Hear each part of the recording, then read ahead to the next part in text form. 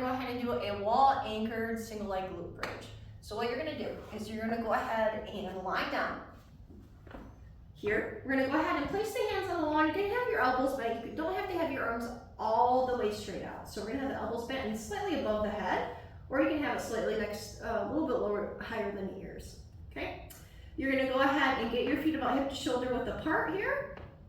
And we're gonna go ahead and slightly tilt the pelvis in or tuck it. So we're tucking the pelvis just slightly, but we still wanna make sure we have that lower arch to the back here. So if you need to check, you take 2 fingers and check. We just don't want the lower back to be completely flattened against the ground. We wanna make sure we have that natural arch. We're gonna go ahead and take a deep breath in, big breath out, and I'm pulling my belly button to the back of the spine to get my core nice and ready to go.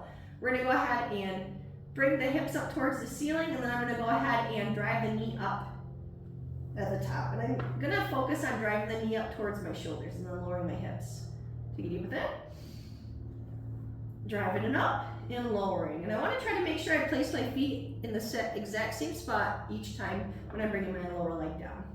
So I come up, driving up and lowering. And you can pause at the top at first to get used to the movement and then bring the leg up. If you want to make it a little bit more dynamic, you can just bring that single leg up as you bring your hips up towards the top.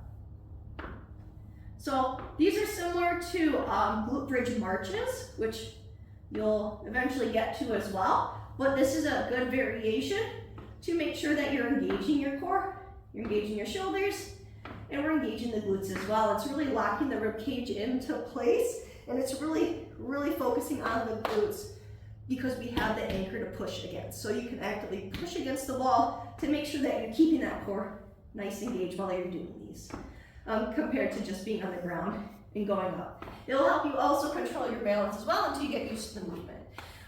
Key notes to really pay attention: breathe out at the top. So when we bring the knee up towards at the top, just take a little breath out.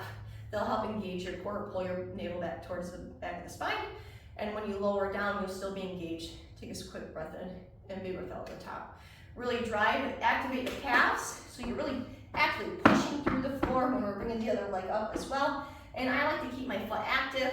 If you want, you can dorsiflex or pulse the toes up towards your shoulders while you're driving that knee up as well to really get the full effect of the movement and really get your core and glutes engaged for this. And that is the anchored support single leg glute bridge.